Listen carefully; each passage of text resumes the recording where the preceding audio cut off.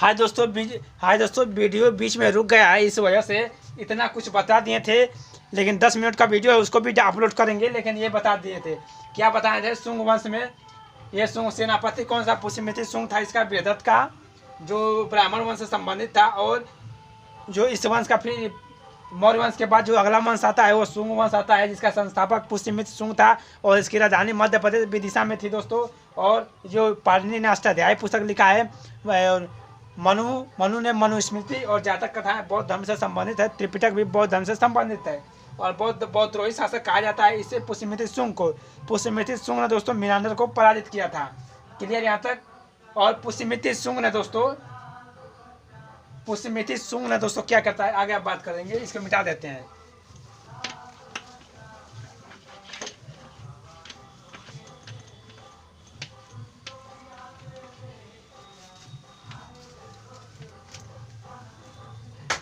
पुष्यमित्र शुंग ने दोस्तों क्या करता है कि पुष्यमित्र शुंग ने 2 अश्वमेध यज्ञ करवाया था। कितने?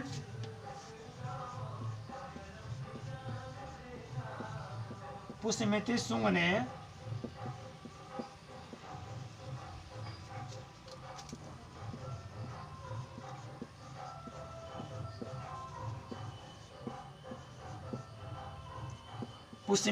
दोस्तों 2 अश्वमेध यज्ञ करवाया था। लेकिन दोस्तों पुष्यमित्र शुंग ने कलिंग पर आक्रमण किया था। पुष्यमित्र शुंग ने दोस्तों कलिंग पर आक्रमण करता है। दोस्तों पुष्यमित्र जो शुंग था, इसने कलिंग पर आक्रमण करता है, और लेकिन कलिंग का जो राजा था वो पराजित कर देता है। किससे? पुष्यमित्र शुंग को। पुष्यमित्र शुंग ने यह सोचकर आक्रमण किया था कलिंग पर कि जो मगध पर जो मगध का वंश था ना, मगध का शासक था, मगध वंश पर शासन करता था। इसीलिए मगध पर ही वंश पर शासन करने वाला इसके पहले अशोक था, जो मगध पर शासन करता था। कौन? अशोक। और अशोक ने कलिंग पर आक्रमण किया था और कलिंग को जीत लिया था, जिसका उल्लेख 13वें शिलालेख में किया गया है, या हाथी गुफा अभिलेख, खारवेल के हाथी गुफा अभिलेख में किया गया है। तो वो तो जीत गया, लेकिन ये बेचारू हार जाते हैं। कौन? पुष्यमित्र शुंग कलिंग पर आक्रमण करते हैं और हार जाते हैं। कौन? उनकी राजधानी मध्य प्रदेश विदिशा में थे। ठीक। पुष्यमित्र शुंग ने 2 अश्वमेध यज्ञ करवाया था। कौन कौन था? 2 यज्ञ। और इनका पुरोहित कौन था दोस्तों? तो पतंजलि था। कौन था पुरोहित? कौन था दोस्तों? पुरोहित पतंजलि था। कौन था? पतंजलि, जिसने महाभाष्य पुस्तक लिखा है। महाभाष्य। पतंजलि कौन पुस्तक लिखे दोस्तों? महाभाष्य पुस्तक लिखे। और ये 2 अश्वमेध करवाता है और कलिंग पर आक्रमण करता है। और भरहुत स्तूप का निर्माण इसने ही किया था। भरहुत स्तूप का निर्माण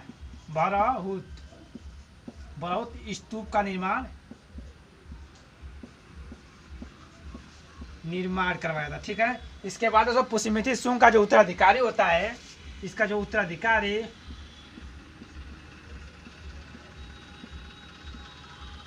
पुष्यमित्र जो शुंग था दोस्तों, मीनांदर को पराजित किया था। किसे पराजित किया था? मीनांदर को पराजित किया था।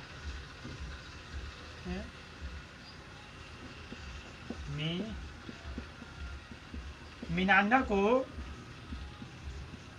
पराजित किया था। ठीक है। और पुष्यमित्र शुंग का जो उत्तराधिकारी होता है,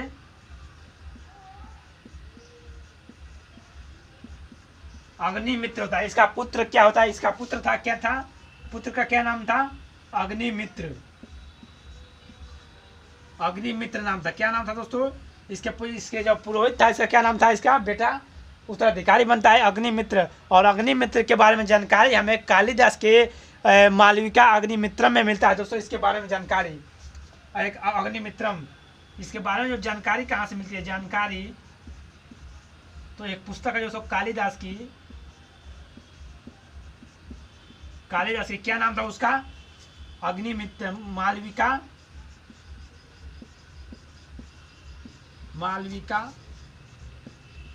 अग्निमित्रम। मालविका अग्निमित्रम से दोस्तों इसके बारे में हमें जानकारी मिलती है। और जो मालविका अग्निमित्र के बारे में हमें अग्निमित्र के बारे में जानकारी मिलती है दोस्तों।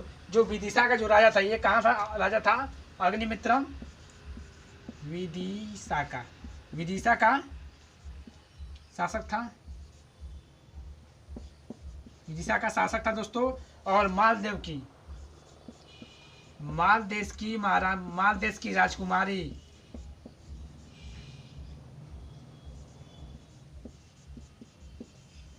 दोस्तों मालविका उसी तरह नाम नहीं है।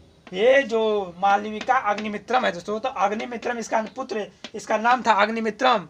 और मालदेश की राजकुमारी मालविका का दोनों के प्रेम प्रसंगों का जो वर्णन है, यही मालविका अग्निमित्रम में वर्णित है। और किसने लिखा है? कालिदास ने लिखा है। तो राजकुमारी क्या नाम था?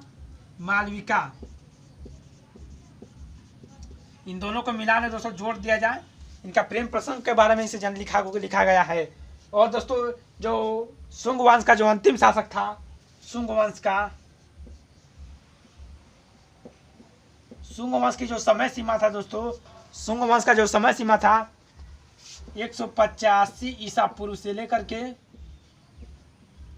173 ईसा पूर्व, 73 ईसा पूर्व के बारे में दोस्तों, ये लगभग 112 वर्षों तक शासन करता है। कौन? शुंग वंश 112 वर्षों तक शासन करता है। शुंग वंश के बाद दोस्तों इसका जो शुंग वंश का जो अंतिम शासक था वो वीरदत्त था। कौन था? इसको मिटा देने दीजिए। अंतिम शासक वीरदत्त था।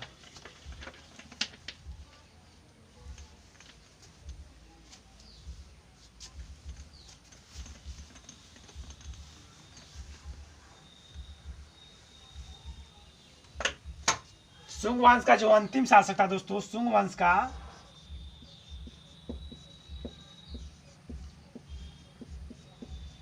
अंतिम शासक कौन था दोस्तों? तो वीरदत्त था। कौन था? शुंग वंश का जो अंतिम था शासक कौन था? देवभूति था। वीरदत्त तो मौर्य वंश का अंतिम शासक था ना, ये देवभूति था, देवभूति। और देवभूति का जो सेनापति था वो कौन था? देवभूति का क्या अंतिम शासक कौन था? देवभूति था। और देवभूति का जो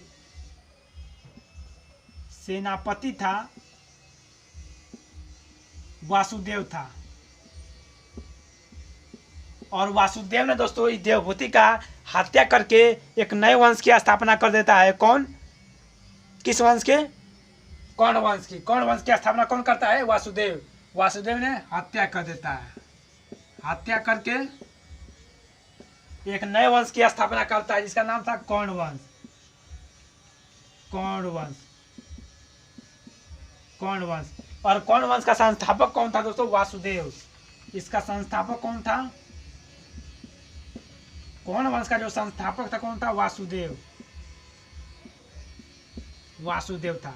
और वासुदेव ने ही दोस्तों एक संस्थापक कौन था? वासुदेव। यहाँ से क्वेश्चन बहुत कम पूछता है, जानकारी भी कम मिलती है, इसलिए यहाँ से क्वेश्चन बहुत कम पूछता है। तो हम लोग आगे बढ़ते हैं।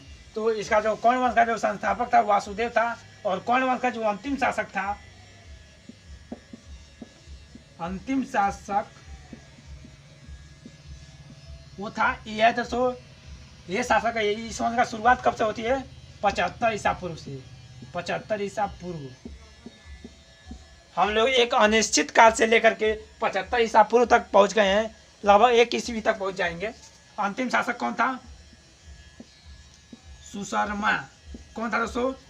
कर्ण वंश का जो अंतिम शासक था सुशर्मा। और इसका संस्थापक वासुदेव था। और दोस्तों सुशर्मा की हत्या कौन करता है दोस्तों? तो सिमुक करता है। कौन था? सिमुक ने अंतिम शासक सुशर्मा की हत्या सिमुक कर देता है। कौन था? सिमुक ने।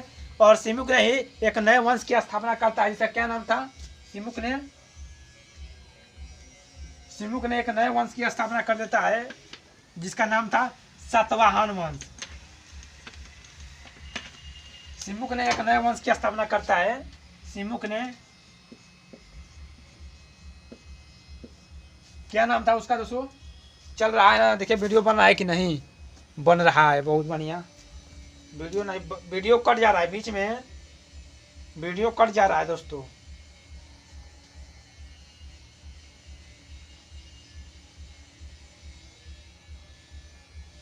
बीच में वीडियो कट जा रहा है। तो सिमुक जो था ये सातवाहन वंश का संस्थापक कौन था? सिमुक। ये कौन था दोस्तों? संस्थापक था। सिमुक कौन था? सातवाहन वंश का संस्थापक था दोस्तों। और सातवाहन वंश की राजधानी क्या बनाया दोस्तों? तो सिमुक जो था दोस्तों, ये महाराष्ट्र होकर के जाके मध्य प्रदेश का जो राजा था, शासक था मगध पर, उसकी हत्या कर देता है सिमुक ने। सुशर्मा की हत्या कर देता है। तो इतना आसान तो काम है नहीं। तो संस्थापक कौन था? सिमुक था। और सातवाहन वंश की जो राजधानी कहाँ पर बनाया दोस्तों? तो हेडक्वार्टर इसकी कहाँ थी? तो महाराष्ट्र के यममार। यममार मतलब महाराष्ट्र के औरंगाबाद जिला में, औरंगाबाद जिला में कहाँ बना दोस्तों? प्रतिष्ठानपुर। प्रतिष्ठानपुर इसका बना था दोस्तों। सिमुक ने अपनी राजधानी और औरंगाबाद के प्रतिष्ठानपुर में बनाया दोस्तों। और दोस्तों क्या होता है कि जो सातवाहन वंश में क्या होता है कि अपने नाम के आगे अपने माताओं का नाम प्रयोग करते थे। सातवाहन वंश के शासकों ने शीशे का प्रयोग किया था। शीशे का सिक्का चलाया था। शीशे का सिक्का चलाया था और अपने नाम के आगे अपने माताओं का नाम जोड़ते थे। अपने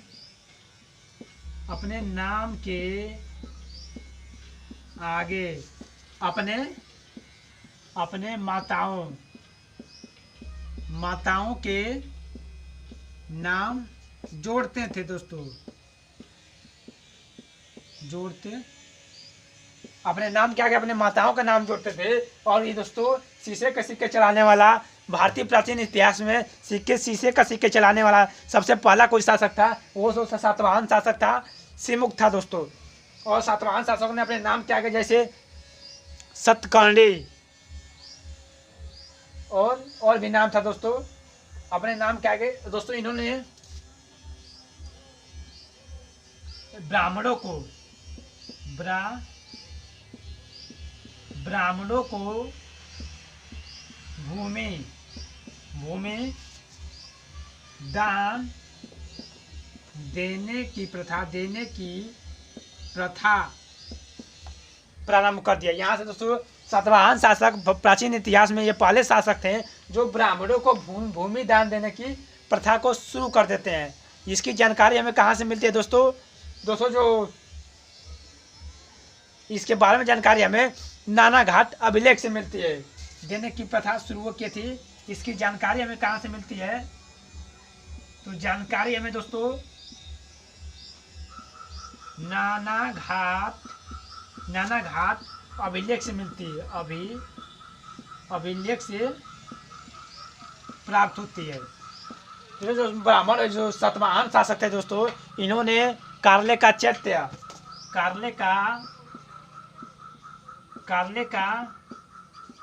का निर्माण करवाया था। और कार्ले का चैत्य और भी निर्माण किया था। अजंता एलोरा की गुफाओं का निर्माण करवाया था। अजंता प्लस एलोरा की गुफा का निर्माण करवाया था दोस्तों। और अमरावती का किला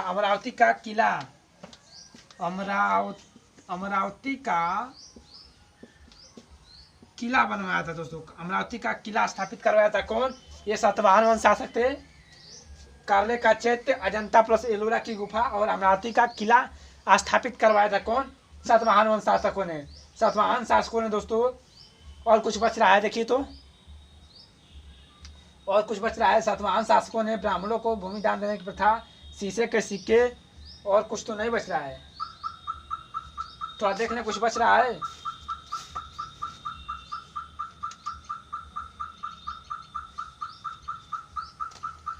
नहीं दोस्तों अब कुछ नहीं बनता है। ये 60 ईसा पूर्व लिख लीजिएगा। 60 ईसा पूर्व में शासक बनता है। ठीक, तो दोस्तों यहीं तक वीडियो समाप्त करते हैं। हम लोग मौर्य वंश के पतन के बाद देख लिए कि कितने भारतीय वंशों का उदय हुआ था। और इसी समय जो ब्रिटिश आक्रमणकारी थे वो भारत में आए थे, उन वंशों के बारे में पढ़ लिए हैं दोस्तों। तो वीडियो समाप्त करते हैं। और केवल 2 वीडियो बच चुका है, केवल 2 वीडियो बचा है दोस्तों, 2 वीडियो। और ये दो वीडियो दोस्तों